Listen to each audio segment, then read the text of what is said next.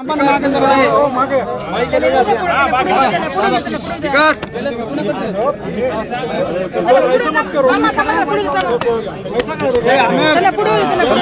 आमिर चल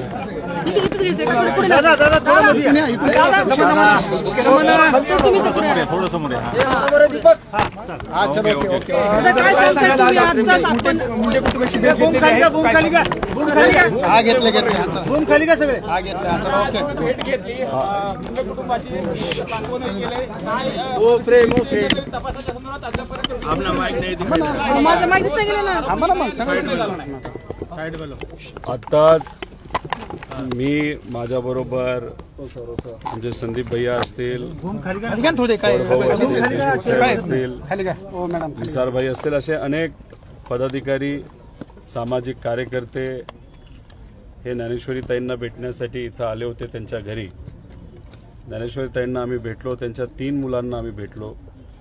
तसंच महादेव भाऊ जे होते त्यांचे वडील, आई वडील, सासरे या सगळ्यांना आम्ही तिथं भेटलो. तसंच सतीश भाऊ फड हे तिथं उपस्थित होते आणि ज्ञानेश्वरी ताईंशी आणि सतीश भाऊंशी बोलल्यानंतर त्यांनी पूर्ण परिस्थिती सांगितली. याची सुरुवात कशी झाली.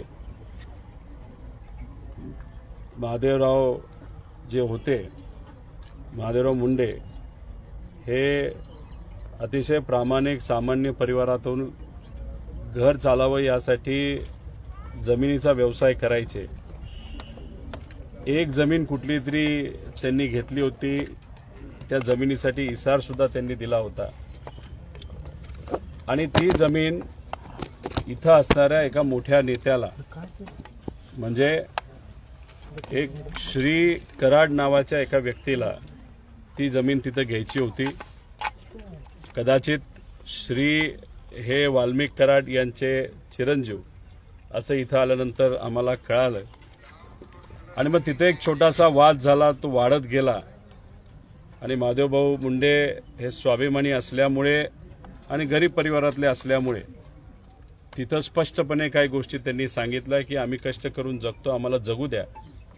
आणि मग त्याच्यानंतर वाद वाढत गेला आणि दुर्दैवाने सतीशभाऊ फड व तसंच ज्ञानेश्वरीताई मुंडे यांचं मत आहे की त्यांचा मर्डर करण्यात आला आणि त्यांच्या म्हणण्यानुसार असं कळतंय की श्री आणि सुशील असे 2 मुलं जी वाल्मिक कराडची मुलं आहेत, त्याच्याचबरोबर गोट्या, गीते आणि अजून काही लोक त्यांनी नावं तिथं घेतलेली आहेत. अशी सर्व लोक मिळून त्या दिवशी रात्री 9:30 वाजता का 9 वाजता महादेवराव मुंडेंना तिथं फार वाईट पद्धतीने तिथं मारण्यात आलं आणि इथला एक तुकडा त्यांच्या गळ्याच्या इथला हा काढण्यात आला. ते पोस्टमॉर्टम सुद्धा मध्ये सुद्धा आलेला आहे की असा तुकडा काढण्यात आला होता.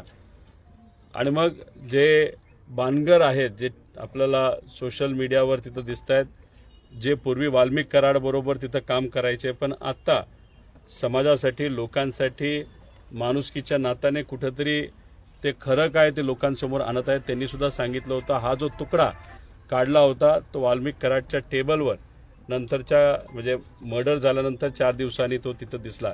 आता ह्या सगळ्या गोष्टी ज्ञानेश्वरी ताईंनी आम्हाला आज सांगितल्या, सतीशभाऊ फड यांनी सांगितल्या, त्या आम्ही सर्वांनी ऐकून घेतलं. मीडिया सुद्धा तिथं होतं. मग आम्ही एसपीला फोन केला कारण का झालं असं आहे की 18 महिने झाले तरी सुद्धा तिथं जे FIR मध्ये नावं यायला पाहिजे होती ती आत्तापर्यंत आलेली नाहीत. सुप्रियाताई सातत्याने ज्ञानेश्वरीताईंच्या संपर्कात आहे. त्यांच्या आरोग्याची काळजी अनेक महिन्यांपासून कशी आहे, बरी आहे का, काय अडचण आहे याचा संपर्क त्यांचा तिथं आहेत. त्याच्याबरोबर आव्हाड साहेब स्वतः अधिवेशनामध्ये या विषयासाठी लढलेत, पाठपुरावा तिथं करत आहेत.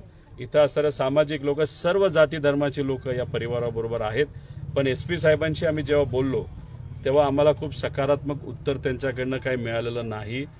आमचं एकच मत होतं की एवढे पुरावे आहेत, तिथं अनेक लोकांनी सांगितलेलं आहे आणि दुर्दैव असं जेव्हा तो आपण CDR ज्याला म्हणतो की त्या परिसरामध्ये कोण कोण लोक उपस्थित होते, मोबाईलवरनं काढलं जातं, तर ही सगळी माहिती जेव्हा डंप केला होता म्हणजे त्याला माहिती कम्प्युटरमध्ये घेतली होती आणि पेनड्राईव्हवर घेतली होती, ती पोलिसांनीच घेतली. पण ती तिथं अजून खोलात जाऊन त्याला निवडायचं ज्याला म्हणतो माहिती अजून निवडून अजून कोण कोण लोक तिथं आहेत हे बघायला सरकारकडनं हा खर्च करायला पाहिजे होता. पण तो त्यावेळेस 18 महिन्यापूर्वी सतीशभाऊ फड यांनी स्वतः 1.5 लाख रुपये खर्च करून आपल्या बहिणीच्या पतीला न्याय मिळावा यासाठी त्यांनी एका चांगल्या एक्सपर्टकडनं ती माहिती काढली आणि त्यात ती नावं पुढे तिथं आले. यांचा अशी मागणी इथं आहे, एक तर न्याय मिळाला पाहिजे असं अख्ख्या संबंध महाराष्ट्राची मागणी आहे. कारण परवा जेव्हा बाणगरांनी तो व्हिडिओ तिथं दाखवला होता त्या व्हिडिओमध्ये जे फोटो दाखवले ते फोटो बघितल्यानंतर अतिशय वाईट वाटतं, डोळ्यात पाणी येतं. अशा पद्धतीने तिथं जर खून झाला असेल त्यामुळे अख्खा महाराष्ट्र या कुटुंबाबरोबर आहे. यांची मागणी आहे एक तर SIT जी निर्माण केली गेली आहे तिचं काही हालचाल तिथं दिसत नाही. त्याच्यामध्ये पूर्वी त्या काळामध्ये एक संतोष साबळे नावाचे PI होते असं आम्हाला समजते, असं आम्हाला सांगितलं. त्यांना या SIT मध्ये घेण्यात यावं अशी इच्छा इथं ज्ञानेश्वरीताईंनी व्यक्त केली.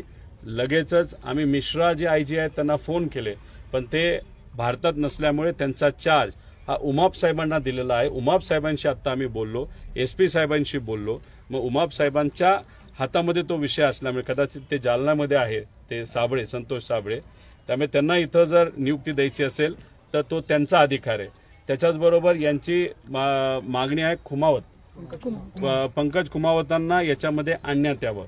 आता हा जो अधिकार आहे तो इथं कोणाच्या ह्याच्यात नाहीये, तो आहे रश्मीताई शुक्ला जे या राज्याचे पोलिसांचे प्रमुख आहेत. त्यांचा फोन आम्ही प्रयत्न केला, फोन काय तिथं लागलेला नाही. त्यामुळे त्यांच्या बाबतीत सुद्धा आम्ही पाठपुरावा करू. या गरीब महिलांचं म्हणणं असं आहे की आम्हाला CM साहेबांना भेटायचंय, भेटून दिलं जात नाही. आम्हाला इथला पालकमंत्री साहेबांना भेटायचं, बीडला भेटण्यासाठी सुद्धा हे गेले होते, भेटून दिलं नाही पोलीस अधिकाऱ्यांनी.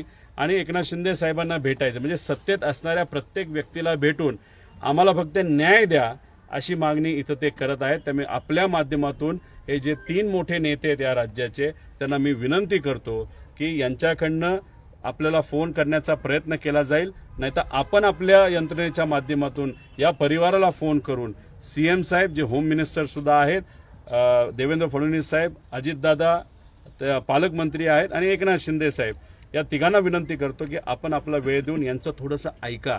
हे जे म्हणतात ते पुराव्यासकट म्हणत आहेत, तिथं त्यांना न्याय द्या. आम्ही सुद्धा आमच्या परीने जिथं कुठं मदत करता येईल ती मदत त्या ठिकाणी करणार आहोत.